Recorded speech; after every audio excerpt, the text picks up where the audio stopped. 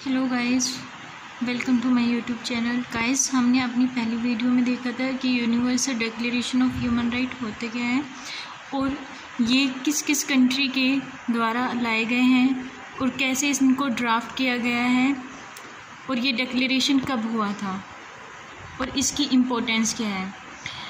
आज की हम वीडियो में देखेंगे इसके 30 आर्टिकल्स को अच्छे से एक्सप्लेन करेंगे।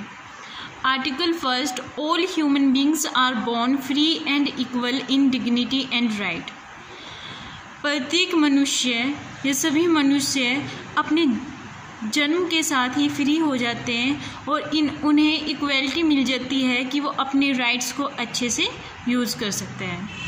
Article 2, everyone without any distinction is entitled to all the right and freedom set forth in this declaration. प्रत्येक पर्सन बिना किसी डिफरेंस के उसके पास अधिकार है कि वो अपने सारे राइट्स और फ्रीडम्स को जो इस डिक्लेरेशन में दिए गए हैं उन्हें अच्छे से यूज़ कर सकता है। Article 3, everyone has the right of life, liberty and the security of person. प्रत्येक के पास राइट है कि वो अपनी लाइफ को अच्छे से जी सकता है, स्वतंत्रता के साथ और सिक्योरिटी के साथ। Article 4, no one shall be held in slavery or servitude. Slavery and slave trade shall be prohibited in all their forms. कोई भी इंसान किसी की भी गुलामी नहीं करेगा क्योंकि ये प्रोहिबिटेड है, चाहे वो किसी भी टाइप की गुलामी हो। Article 5, no one shall be subjected to torture or to cruel, inhuman or degrading treatment or punishment. कोई भी पर्सन किसी को भी टॉर्चर मीन्स याचना और क्रूल मीन्स निर्दय। कोई भी पर्सन किसी भी पर्सन को कोई किसी भी टाइप की यातना नहीं दे सकता और ना ही उसके साथ निर्दयता दिखा सकता है, ठीक है, और ना उसका कोई अपमान कर सकता है और ना उसको कोई पनिशमेंट दे सकता है। Article 6, everyone has the right to recognition everywhere as a person before the law. प्रत्येक पर्सन के पास ये राइट है कि वो बिफोर द लॉ से पहले उसको एज अ पर्सन रिकॉग्नाइज किया जाएगा। Article 7, all the equal before the law and are admitted to equal protection of the law। सभी पर्सन लॉ से पहले इक्वल रहेंगे और उन्हें इक्वल प्रोटेक्शन मिलेगी लॉ की। Article 8, everyone has the right to an effective remedy by the competent national tribunal for acts violative of the fundamental right granted to him by the constitution और by law. प्रत्येक person के पास right है कि उसे effective remedy मिले by national tribunal के द्वारा अगर उसका कोई भी फंडामेंटल राइट वायलेट हो रहा है तो। Article 9, no one shall be subjected to arbitrary arrest, detention of exile. कोई भी सब्जेक्टेड नहीं रहेगा कि उसका मनमाना अरेस्ट किया जाए या उसको उसके निर्वासन को कैद किया जाए।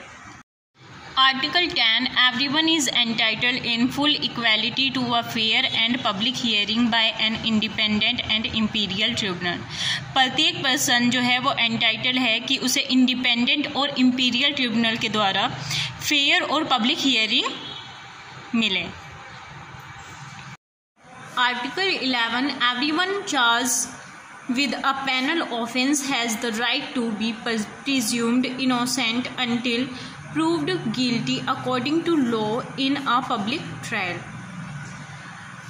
प्रत्येक पर्सन चार्ज होगा विद अ पेनल ऑफेंस के साथ, उसके पास ये राइट है जब तक वो गिल्टी प्रूव ना हो जाए तब तक वो इनोसेंट रहेगा according to law. Article 12, no one shall be subjected to arbitrary interference with his privacy, family, home, nor to attacks upon his honor and reputation। कोई भी सब्जेक्टेड नहीं होगा या मनमाना इंटरफेरेंस नहीं कर सकता किसी की भी प्राइवेसी के साथ या फैमिली के साथ, या किसी के भी घर पे कोई अटैक्स नहीं कर सकता उसके हॉनर्स के साथ और रेप्यूटेशन के साथ।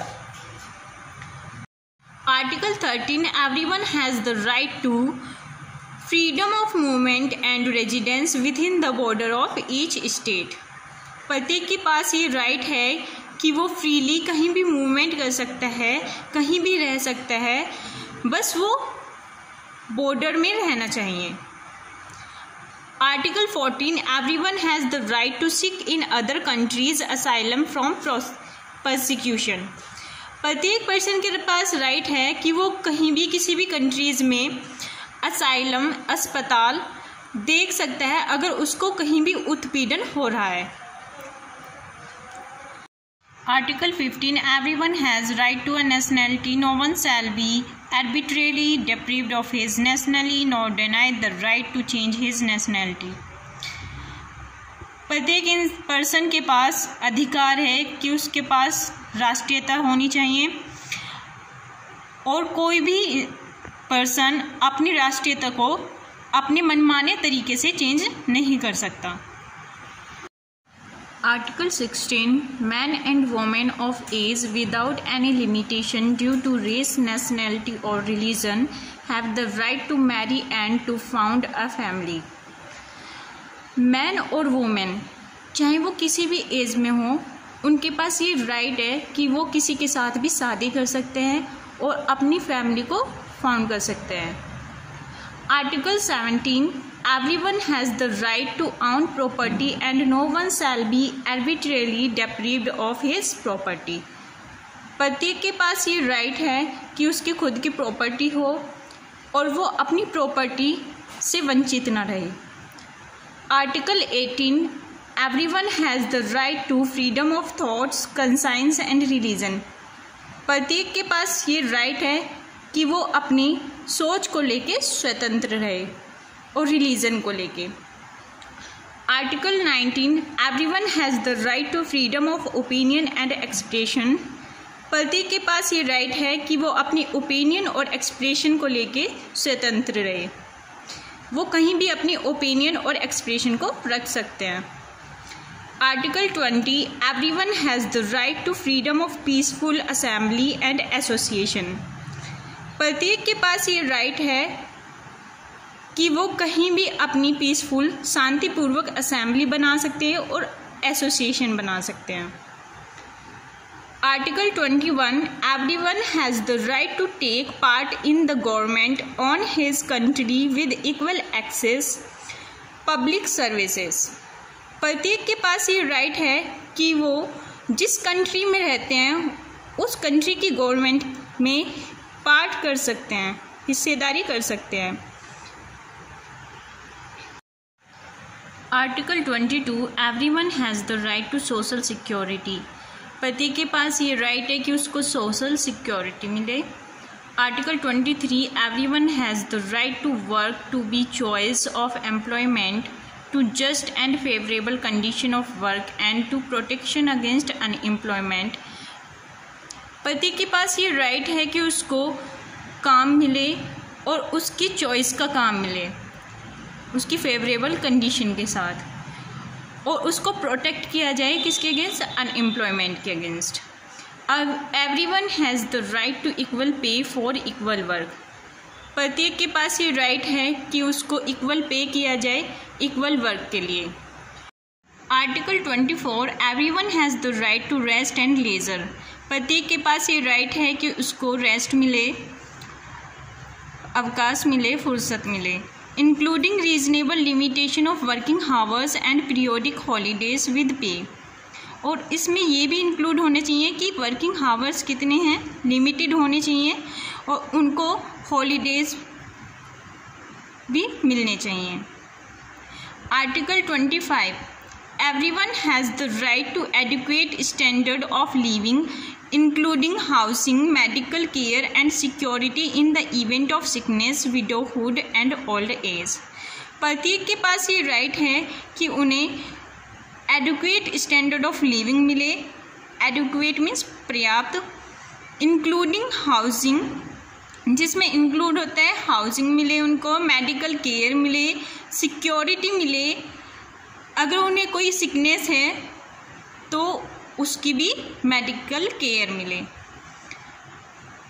Article 26 everyone has the right to education, प्रत्येक के पास ये राइट है कि उसको एजुकेशन पढ़ने का राइट मिले। Article 27 everyone has the right to take part in cultural life of the community and to share in scientific advancement and its benefit, प्रत्येक के पास ये राइट है कि वो अपनी कम्युनिटी के किसी भी कल्चरल लाइफ में पार्ट कर सकते हैं और अपने साइंटिफिक एडवांसमेंट में शेयर कर सकते हैं अपने बेनिफिट के लिए। Article 28 everyone is entitled to social and international order in which the right and freedom set forth in this declaration can be fully realise, प्रत्येक पर्सन जो है वो एंटाइटल होगा कि वो सोशल और इंटरनेशनल ऑर्डर को जो इस डिक्लेरेशन में दिए गए हैं उनको फुली रियलाइज कर सकता है। Article 29 everyone has duties to community in which alone free and full development of his personality is possible, प्रत्येक की ये ड्यूटीज़ है कि वो अपनी कम्युनिटी को साथ लेके चले, इसमें म्यूचुअल रेस्पॉन्सिबिलिटी आ जाती है, वो अकेला डिसीजन नहीं ले सकता है। Article 30 nothing in this declaration may be interpreted as implying for any state group or person any right to engage in any activity or to perform any act aimed at the destruction of any of the right and freedom set forth above।